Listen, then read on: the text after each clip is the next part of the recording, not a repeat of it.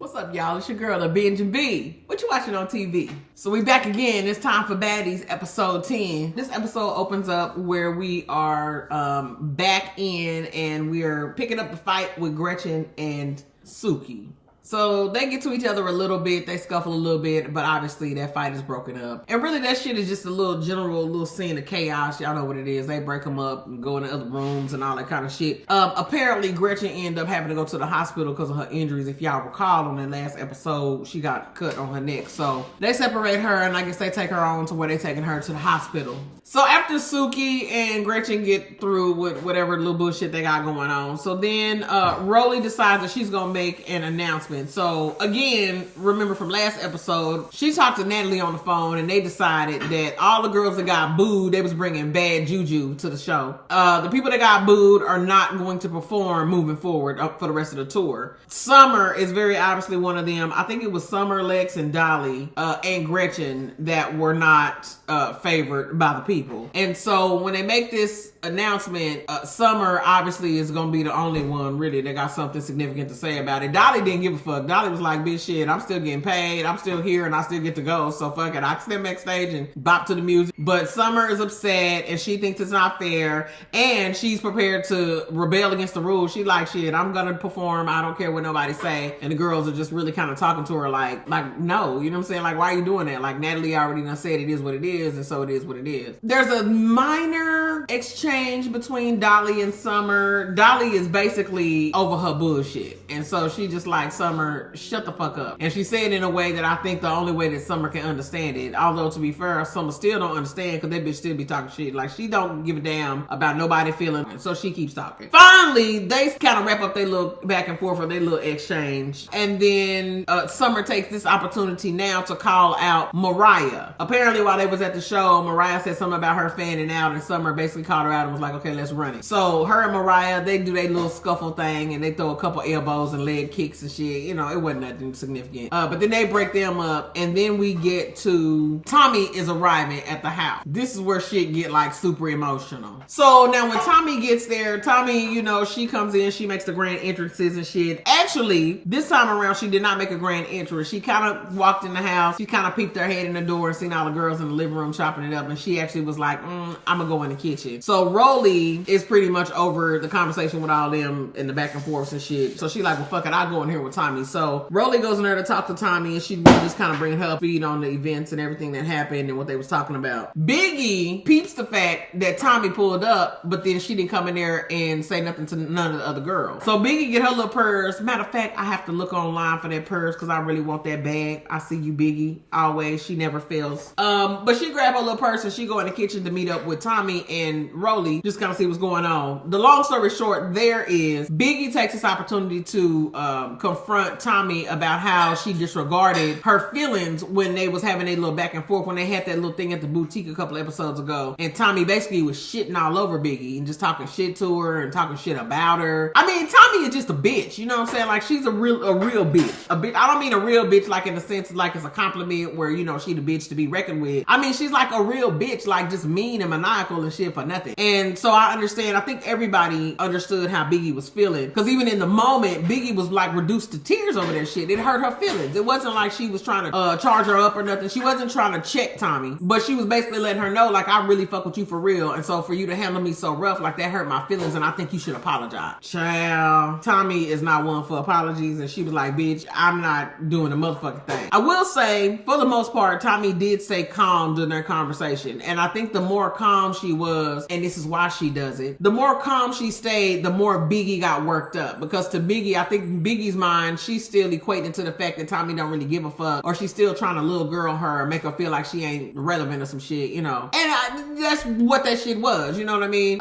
So even though Tommy is calm, she's still in bitch mode. She being a bitch, she being mean for nothing. But Biggie ends up muffing her in the face. And so then Tommy, she gets upset, she jumps up. Security jump in between both of them and they don't really allow them to fight a whole lot. But Tommy is really trying to plead her case to the other girls, which is always interesting when motherfuckers do that. That's how you know. Now, I really resent the fact that people use the word narcissist these days because I feel like motherfuckers want to learn one vocabulary word and that shit sounds smart. And so they want to say it and use it for all the things. However, However, I'm about to be hypocritical. Because this is definitely a situation where Tommy is showing her narcissism, right? Instead of her approaching Biggie and even softening enough to hear what Biggie is saying to her before the mood escalates or before she get rowdy or upset, you know, she completely disregards what she's saying. And then the other part that rubbed me the wrong way is that Tommy is not talking to Biggie. She gets up, she goes over and talks to Anna, Tasiki, and Mariah, who kind of sitting in the corner, and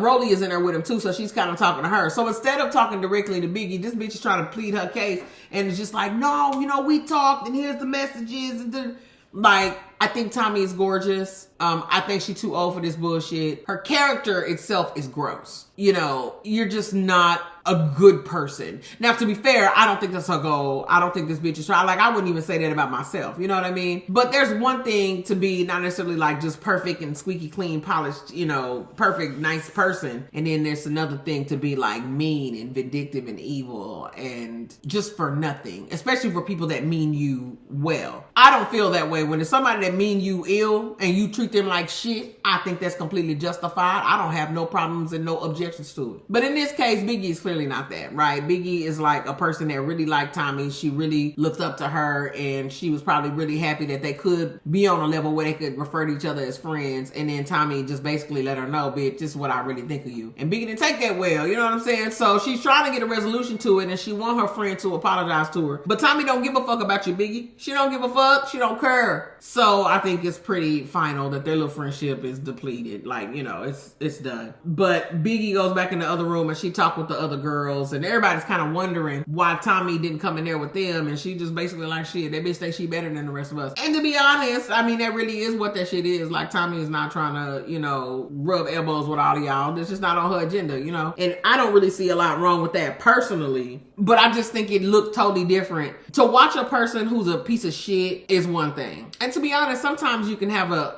opinion of somebody being a piece of shit and they might not really be a piece of shit, but you see them and how they deal with a particular person, so that will be your perception. But then if you see the way they move in real life and like with other people and other situations, you might be like, oh, I might have misunderstood that, right? There are those situations. And then there are the situations like this one where you watch somebody treat everybody around them poorly and everybody like shit. That's their character. And everybody got a right to be who they is. So Biggie gonna have to hang it up and let that shit ride. You know what I'm saying? They're getting ready to go to the club. They're on the bus, and all the girls are still kind of talking and going over the situation with like who's performing and who's not performing. Summer is not letting up. She's like, I'm gonna perform. I don't give a fuck what y'all say. It is what it is. And she picks up her phone and she calls Nat. She decides to FaceTime Natalie. While she's making the call, it's a couple of girls, especially Fauna. Fauna was like, you should not call her right now, because let's not forget, Natalie is somewhere grieving somebody that was supposed to be pretty important to her, right? So it's not like she just gone and she like at the crib chilling or on vacation. Like, she is like kind of really going through some shit right now. So the other girls on the bus are like, Summer, don't. It is what it is. Like, this decision, number one, a decision already done been made. Number two, even if you wanted to dispute it, like, this is not the right time to call her and like try to draw her into this bullshit. Like, but Summer is Summer, so that bitch makes the call. I will say that Natalie was fairly calm and pretty patient with her over the phone. She just really kind of reiterated what had already been said, is that the girls who are the least fan favorites will probably have to sit out the performances, and it just kind of is what it is. But Summer even says to her on the phone, she was like, you got me fucked up. I'm performing. I don't care what nobody say. This bitch is exhausting. And so when they're having their conversation on the bus, I think Summer refers to Rolly as a bitch, and Rolly standing up and she just like, bitch, don't do that shit. You know what I mean? Like, even like Rolly, like, you know, people trying to be patient with Summer, you know what I'm saying? And Summer just really drags her shit out. So Rolly had to check her. They actually, I guess they do what they go do at the club or whatever. Now it goes to the next day, and so this is where everybody just kind of getting caught up on the day and like what happened in the previous conversations or whatever. The conversation of the girls the next day is actually Biggie, Mariah, Nunu, and Lex, and they're talking briefly about, so they talk a little bit about the whole Suki Gretchen thing, and I think the consensus with them is that Gretchen get fucked up and she start talking shit, but it is also acknowledged that she ain't really saying nothing for Suki to be that mad at her. Suki called herself now she's not mad. Now she's trying to divert it from the N-word being the reason why she's mad to the fact that Gretchen called her a bitch and they're not really friends. Girl, this looks like what it feels for a person to just want to be mad at you. You ever deal with a motherfucker and they just treat you fucked up and they don't like you, but you don't really know why because you really did shit to them and you can't figure out why they don't like you? This is what that is with Gretchen and Suki. Like, Suki just done made up in her mind, like she just don't like her, and so she's gonna have to find her a good excuse to apply to the situation. And then they also talk a little bit about the whole thing with Tommy. They go over that a little bit briefly because Biggie is sitting there and talk about the girls that pulled up the other night and shit and how that's unacceptable. So I don't think they feeling Tommy for that reason because she don't want to be there and then she bring all this chaos.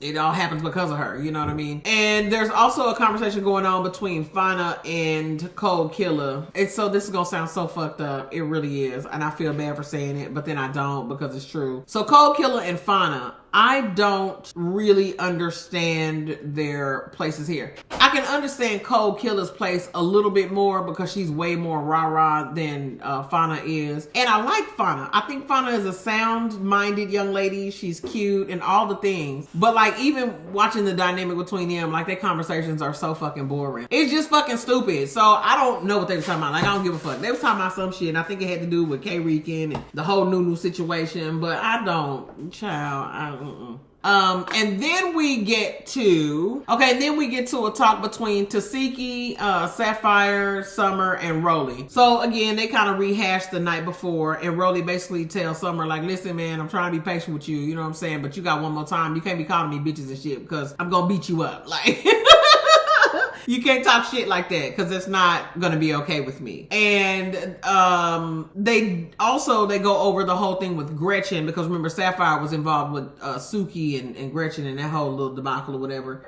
This is where I mentioned it before, but this is where we actually find out that Gretchen was taken to the hospital for the incident that happened when she got cut on her neck. And Sapphire's response is like, you know, I was involved in that, you know what I'm saying, but I don't ever want to, and I know we here to do our shit, but I'm not never here to like just be trying to send bitches to the hospital. So here's my thoughts on that. This is why I like Sapphire. Again, gorgeous. She's aesthetically probably one of my favorite girls on here. My challenge is this weird devotion thing that she has with Suki. Now, I will say this. I don't think it's weird to be devoted to your friends if there is a genuine bond and a friendship that has endured the test of time or some shit. Like, I think that's kind of beautiful. You know what I mean? So I don't knock that aspect of it. But watching her friendship with Suki is why I refuse to have friendships like that. I don't want to be linked to or latched to now motherfucker that's gonna expect me to like take bullets for them and shit. I don't understand that. I'm not sure what the benefit is in that. But then again, you never know what kind of agreement people have between the two of them. I don't know their origins. I can't speak on it. Obviously Suki made it, you know, and then Sapphire having her little exposure. Maybe that's because of Suki. So maybe even that aligns her with a certain level of loyalty that motherfuckers like me just don't understand, you know what I'm saying? So I get that, and my heart can be open to that, and my understanding and all the shit, right? But I feel about Sapphire the way I felt about Lex with Summer, right? Like, you are so much more intelligent. I don't know, I won't say more beautiful. I think Suki bad as hell. Suki's very, very cute. So I wouldn't say that she looks better. I think it's just her overall, like her aura. It's just like the way she present. It's just way more dynamic than Suki. And so why you would be willing to like fuck your face up? You know what I mean? Like, girl,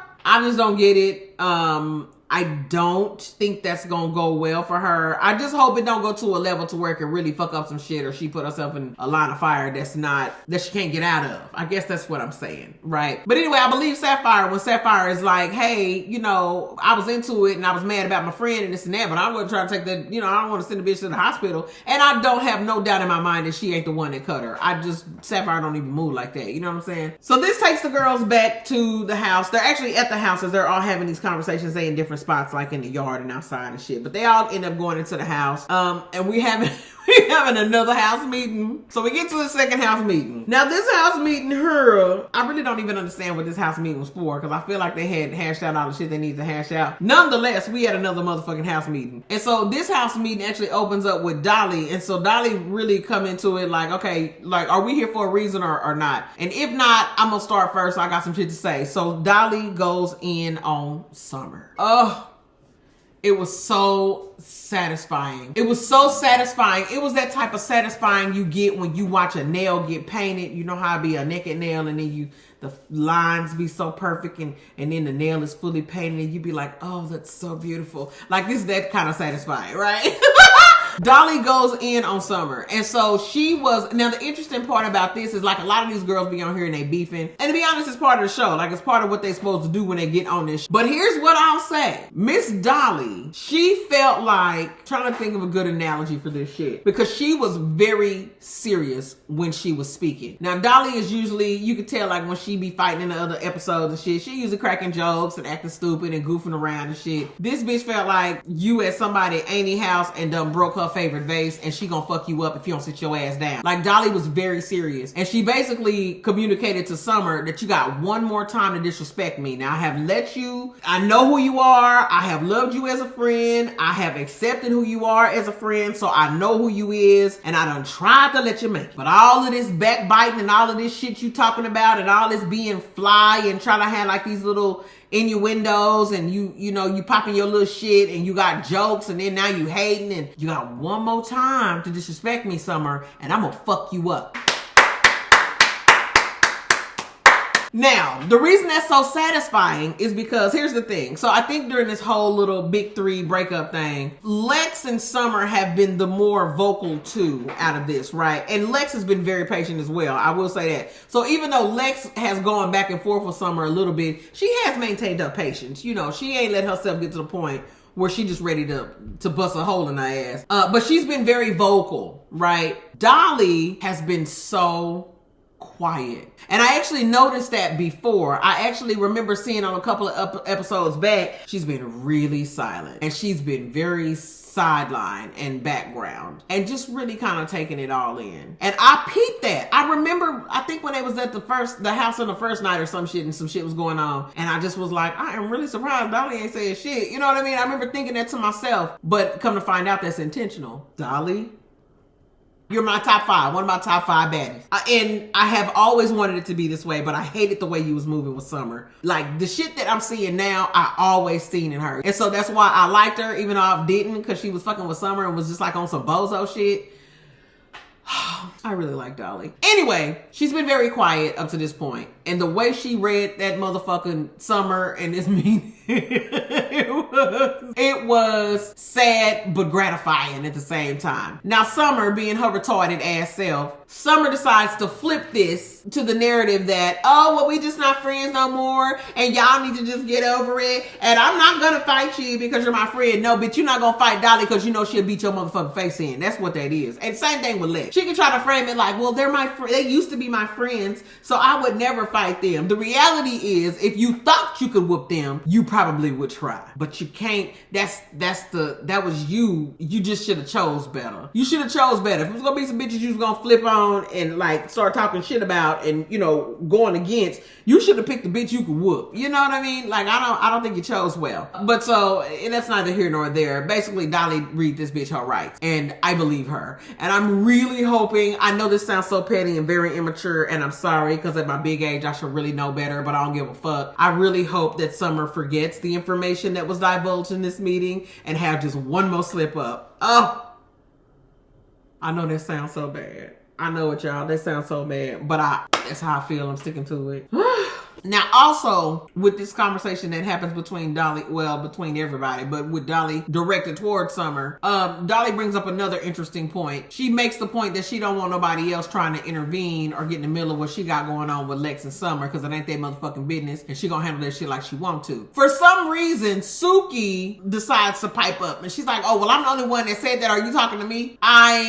I don't know why she did that. I guess she was basically trying to get Dolly to say that she was talking to her. I really think Dolly was talking in general. Suki decides to kind of pipe up and make it about her and make the point, well, I'm the only one that said that. So, you know, basically like trying to kind of slick chat, you know what I'm saying? Then we get a chance to go back to Milan, Italy real quick for a little scene between Jayla and Scotty. So here's what's interesting. In the last episode, I remember saying that I really can see them on some like fashion type shit, right? And so they actually make a reference to that between their conversation that they're having with each other. Jayla, I guess, got some kind of connection because she does the little fashion designing thing. Like she been in the fashion shit for a little while, like for real on her own, independent of this shit. And so I guess she got some connections. And so her and Scotty are kind of talking about it. I really hope they pursue that together. I would like to see Scotty pursue like something a little bit higher tier than the Baddies situation thing. But they talk about that a little bit. They also go into this, they go to the Prada store, honey. They go to the original Prada store. These bitches big money shit. I like it. So they go in there and they're talking, and Scotty is kind of vulnerable, and she's just talking about some of the fears that she have associated with becoming a mom. And she's very honest about the fact that she's worried about her relationship dynamic with Lemmy changing. Get ready. It's gonna happen. All the aunties out here, we know it. It's gonna change, Scotty. So it's good you looking at it and thinking about it now, because it's gonna switch. It's gonna switch. They always do. Once the baby drop, it's a whole different ball game. Hopefully, it won't change too much, and hopefully you will be an exception to the rule, but it's just not that many exceptions to the rule. That's why they call it exceptions. So it's interesting to hear Scotty talk about those fears starting to kind of rise up in her a little bit. And she also talk about kind of changing up and how, you know, she's probably gonna miss doing the show with the girls and all that kind of stuff. But the thing that really stuck out to me was her being a little concerned about how her relationship could change with Lemmy.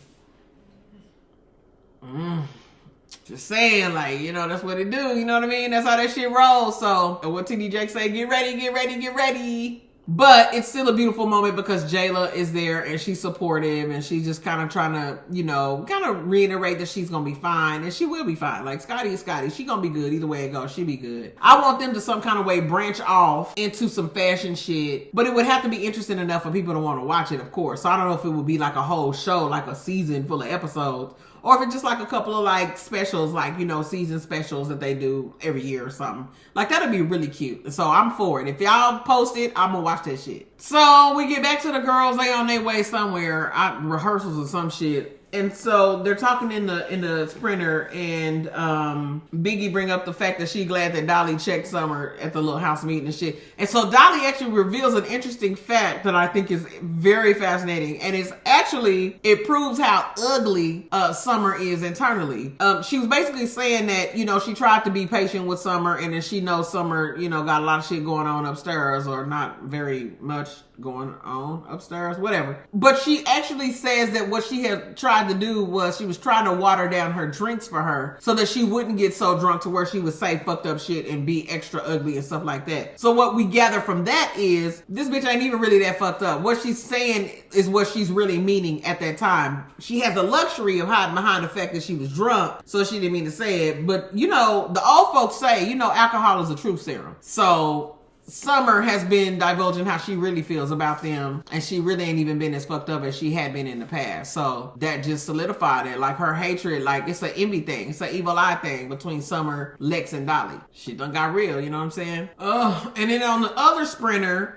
we got Summer's on there talking with Tavy and Smiley and Rolly, a couple of other ones, and she's still on that bullshit talking about that they don't understand that she just doesn't want to be their friend and that they should just get over it. And Rolly again is like, Summer, that is not what's going on here. They're not mad at you because you don't want to be their friend. They are mad at you because they are close to you. Y'all were supposed to be friends, and you are shitting all over them anytime you get the opportunity to. That's what they're mad about. They're not mad because y'all ain't friends no more. Like, you trying to divert that shit to make it be something else. And we all know somebody like this in real life. We all know somebody in real life who you can tell them, say, here's my problem. And they will still tell you that your problem is something else. And that's because if they look at what the problem actually is, they would have to admit that they the one that's wrong.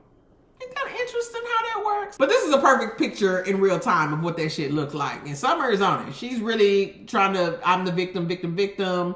And I just don't want to be friends, and they're mad because I don't want to be friends. No, bitch, they're mad because you're a fucking bitch and you're an asshole. That's why they're mad at you. Like, you don't have to be friends with somebody and then commit to berating or belittling or talking shit about them every time you get the opportunity to, or hating on them or trying to like sabotage them or some shit. Like, you don't have to do all of the other shit because you're not friends. You can just not be friends and everybody just gonna go, child, this girl's a mess. She's a mess and she's a train wreck. Then we go back to the other sprinter with Dolly and them. And so Cole, Killer, Fauna, Dolly, Biggie, Lex, and I feel like it's somebody else in there. Anyway, so there's this weird conversation that starts up with Cole, Killer, and Dolly. And so they kind of get into the whole beef with Nunu. And Dolly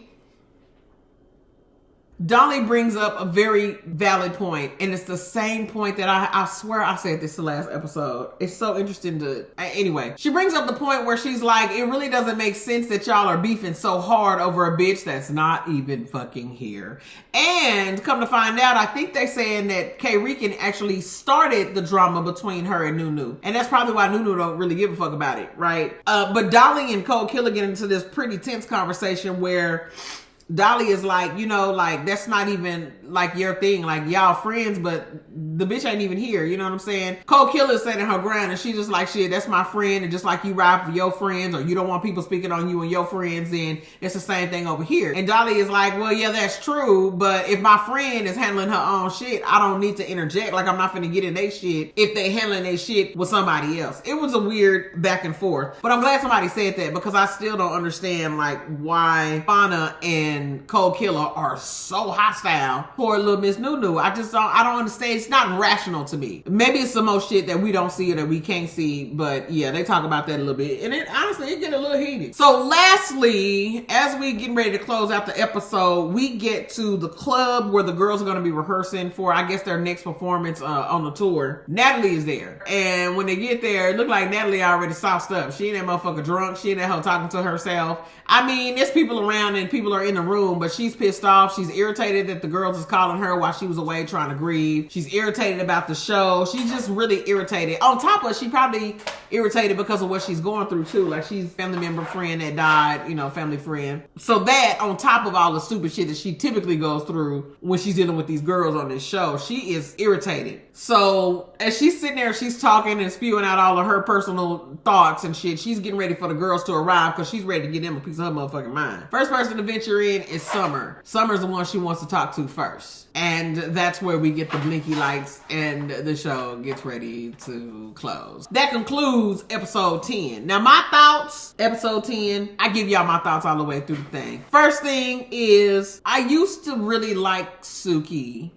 Just from knowing of her, I can't stand listening to her music, but I like anybody that paved their own path and shit, and I respect it, you know what I mean? But she's really presenting to me like a bozo in this season, and so maybe that could just be me or my lack of understanding, but she's giving real airhead energy, you know what I'm saying? Like, a lot of the shit she be talking about, and some of the reasons she is upset, like, they don't really make sense to me. And then even with the whole thing with trying to create the issue with Dolly, when Dolly was like, look, I don't want no bitches speaking on my shit, and she like was like, well, I'm gonna say something. Like, girl, shut the fuck up. Sapphire, this is what you putting yourself on the line for? Please, baby, rethink that. Let's please rethink. Just think about it. Just ponder it, if you will, please. The other thing that is that I take from this one is the whole thing with Dolly. I am so glad that Dolly, I know Summer and Lex's conversations were very emotional, and I respect that from Lex, because Lex was kind of trying to be vulnerable with her. She was trying to tell her the truth, and I just believe that they was friends for real in real life, you know what I mean? Or they was trying to be. You know, sometimes you can be a friend of a motherfucker that really don't consider you that, which is similar to the whole Tommy thing. So I should probably back up to that since it happened in that order. The Tommy and Biggie thing, I'm glad that Biggie was able to confront Tommy. I don't know what good it did for her to like mush her in the face and get her wig snatched off. I don't know that it needed to go that far. I don't know that it will persist any further than that, but I'm glad Biggie stood her little ground. You know, the girls used to give her a hard time about standing up for herself. And so for her to stand up for herself up against the big dog, I'm glad she did that. I don't want it to get physical with Biggie and Tommy. I just don't. Not because I think Tommy will whoop her. Like, I think Tommy do the whole big bulldog thing. But let's not forget this bitch is 40 years old, and she's not coming with the same force as these little 23 and 25-year-old young ladies. So I just don't really think Biggie would get whooped by Tommy. But it's not a a good look. Like, it's just, you know, like, y'all cut that shit out. And then back to the Summer Dolly issue. Lex was really patient with her and very vulnerable and open with her and tried to communicate. Dolly probably was too on some level privately. But Summer is definitely a bitch that'll play in your face. And there are some people. So this is why, like, I have conversations with my child about shit like this, right? Now, obviously, violence is never the answer. If you can whittle your way out of something without violence, you should absolutely do so.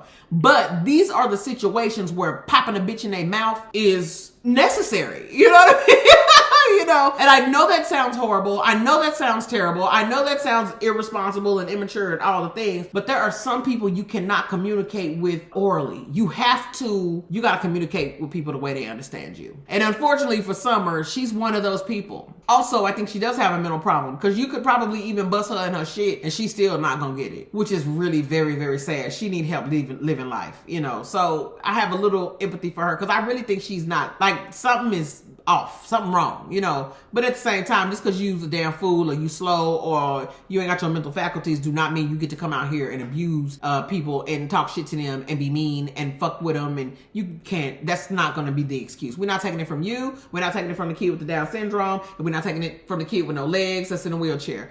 That's not okay. You can't do that. So Dolly, we see you and we support you, boo-boo. And then lastly, Natalie. Now, I know this is Natalie's shit, and we didn't really get a chance to see everything that she wants to say. I presume they're going to pick that up on the next episode. But Natalie has done so well with this shit. I'm really hoping that she will step down and maybe remove herself from the responsibility of dealing with these girls and pass this shit to Rolly. Because I think she deserved the air, and she done made the money, and she could really probably still make the money from the sidelines being an executive producer without having to be hands-on and involved with the shit. I see that as being her next step. I really hope she does that. I really do. I hope she does that. Oh, Jayla, Scotty, y'all do y'all fashion special. We gonna be there watching. Okay. That's all I got to say about this shit, y'all. I'm your girl. I'm the B&B. I'm finna go find me something else to watch on TV. Bye.